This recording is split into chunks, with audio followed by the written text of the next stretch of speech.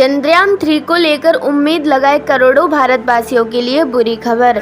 भारत को हराने के लिए रूस ने लॉन्च किया अपना मिशन। चांद के दक्षिणी ध्रुव पर सबसे पहले उतरने की मची होड़। यह स्पेस एक्सप्लोरेशन है या भारत को नीचा दिखाने की कोई साजिश? दोस्तों, हमारा चंद्रयान-3 इस समय चांद के ऑर्बिट में चक्कर लगा रहा है और यह चांद पर उतरने के काफ़ी नज़दीक है। हम सभी भारतीय इस मिशन को लेकर बहुत ज़्यादा उत्साहित हैं और इस उत्साह की एक बड़ी वजह यह भी है कि हमारा अंतरिक्ष यान चांद के दक्षिणी ध्रुव में उतरने वाला है। और जैसा कि हमें उम्मीद थी कि इस मिशन के सक्सेसफुल होते ही भारत चांद के इस इलाके में उतरने वाला दुनिया का पहला देश बन जाएगा, लेकिन हमारी इन्हीं उम्मीदों को बहुत बड़ा झटका लगा है, क्योंकि अचानक से बिना शोर शराबा किए ही रूस ने अपना अंतरिक्ष यान लूनर 25 लॉन्च कर दिया है और उसका प्लान अपने स्पेसक्राफ्ट को चांद के दक्षिणी ध्रुव में चंद्रयान से पहले उतारने का है। यानी चांद के इस इलाके में सबसे पहले झंडा गाड़ने का जो सपना भारत ने देखा था, उसको एक बड़ा झटका लगा है। लेकिन सवाल यह उठता है कि हमारा चंद्रयान तो काफी दिनों पहले से अपने सफर पर निकला हुआ है।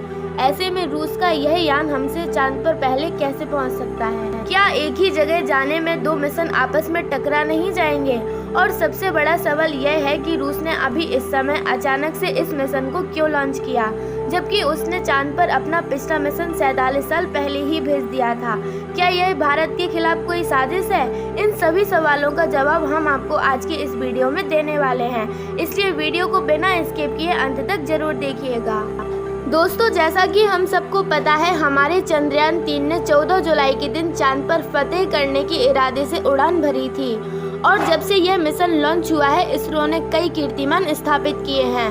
फिलहाल अगर बात करें तो पृथ्वी के ऑर्बिट को कंप्लीट करके ट्रांस लूनर ऑर्बिट को पार करते हुए हमारा चंद्रयान लूनर ऑर्बिट यानी चांद के चक्कर लगा रहा है।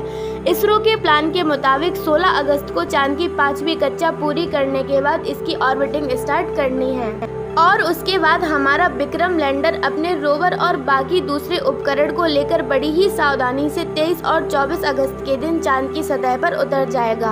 अब उम्मीद तो सभी को यही थी कि इसकी सॉफ्ट लैंडिंग के साथ ही भारत चांद के दक्षिणी ध्रुव में उतरने वाला पहला देश बन जाएगा और यह एक बहुत बड़े गर्व की बात होती।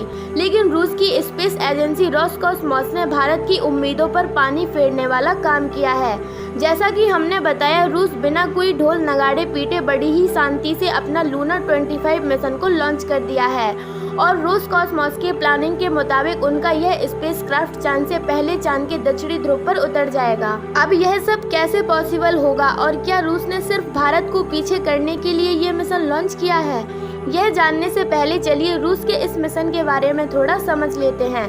दोस्तों, आपको जानकर हैरानी होगी कि रूस ने अपना लास्ट लूना मिशन यानी लूनर 24 आज से करीब 47 साल पहले 1976 में लॉन्च किया था। इस मिशन का मकसद चांद की मिट्टी और चट्टानों के सैंपल वापस पृथ्वी पर लाना था। इसके लिए लूनर 24 के लैंडर ने चांद पर 18 दिन बिताए और सारे सैंपल कलेक्ट करने के बाद 6 सितंबर 1976 को ये वापस पृथ्वी पर लौट आया। रोसकॉसमॉस का यह मिशन पूरी तरह सक्सेसफुल रहा था, लेकिन उसके बावजूद 47 सालों तक उन्होंने अपना कोई भी मिशन लॉन्च नहीं किया और अब अचानक से उन्होंने अपना मिशन लॉन्च कर दिया है। लूनर 25 मिशन की अगर बात करें तो इसने भारतीय समय के अनुसार सुबह 5:30 बजे रूस के स्पेस बोर्ड से उड़ान भरी थी। इस अंतरिक्ष यान का कुल वजन 1.8 टन है और यह अपने साथ 31 किलोग्राम वजन के वैज्ञानिक उपकरणों को लेकर इस सफर पर निकला है। रूस लूनर 25 मिशन का मकसद चांद के दक्षिणी ध्रुव पर सॉफ्ट लैंडिंग करने वाला दुनिया का पहला देश भारत नहीं बल्कि रूस को बनाना है और चांद की आंतरिक संरचना और सरफेस मटेरियल पर शोध करना और पानी की खोज करना होगा।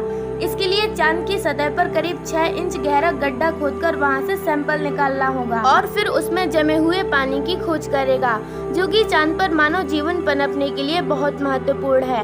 अपने इन सभी कामों को अंजाम देने के लिए लूनर 25 का रोवर चांद पर करीब 1 साल तक रहेगा और एक्सपेरिमेंट करेगा, जबकि हमारे चंद्रयान-3 का मिशन सिर्फ 2 हफ्ते तक का होगा।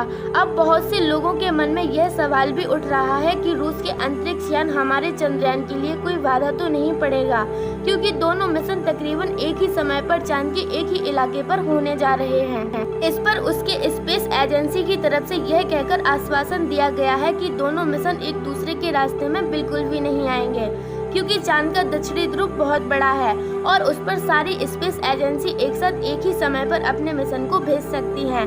इसके अलावा रोसकॉसमॉस की तरफ से यह भी बताया गया है कि उनका यह यान 5 दिन के अंदर चांद के ऑर्बिट में पहुंच जाएगा, यानी 16 अगस्त को लूनर 25 चांद पर पहुंच चुका होगा और उसके बाद 5 से 6 दिन लूनर ऑर्बिट में रहने के बाद ये और चांद की सतह पर सफलतापूर्वक लैंड कर जाएगा।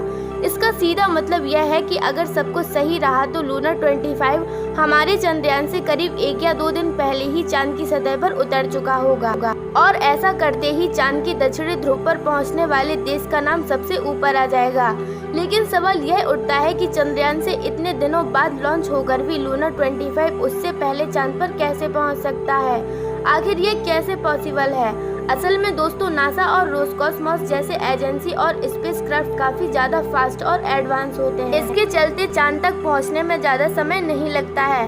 तो अब अंत में सबसे बड़ा सवाल यह रह जाता है कि रूस ने अभी इस समय अपने मिशन को लॉन्च क्यों किया है? क्या उसका मकसद भारत को पहले स्थान पर आने से रोकना है?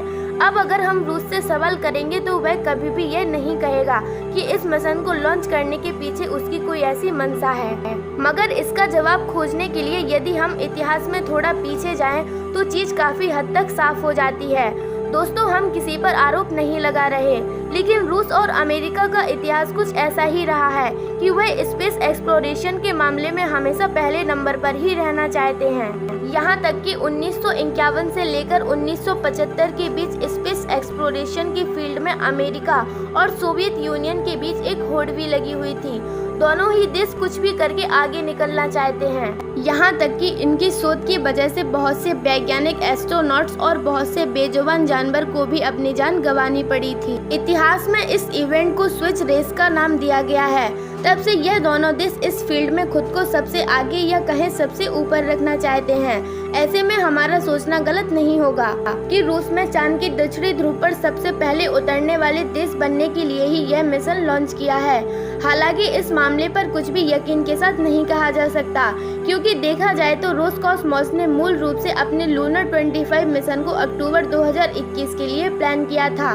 बल्कि इतिहास में थोड़ा और पीछे जाकर देखें तो यह मिशन अलग अलग कर्म के चलते करीब 25 सालों से डिले हो रहा था। यानी ऐसा नहीं है कि रूस ने अभी भारत को पीछे करने के लिए ताजा मिशन बनाया है। यही वजह है कि इस मामले में खुले तौर पर कुछ भी कहना उचित नहीं होगा। लेकिन सच्चाई यही है कि रूस के प्लान में यदि कोई गड़बड़ी नहीं हुई तो भारत अब चांद के दक्षिणी ध्रुव पर उतरने वाला दुनिया का पहला देश नहीं बन पाएगा। खैर, आपको क्या लगता है कि रूस ने यह रिकॉर्ड लूनर 25 मिशन को अपने नाम करने के लिए लॉन्च किया है? अपना जवाब कमेंट के माध्यम से जरूर शेयर कीजिएगा। वीडियो पसंद आई है तो वीडियो को लाइक और शेयर करना बिल्कुल भी ना भूलें।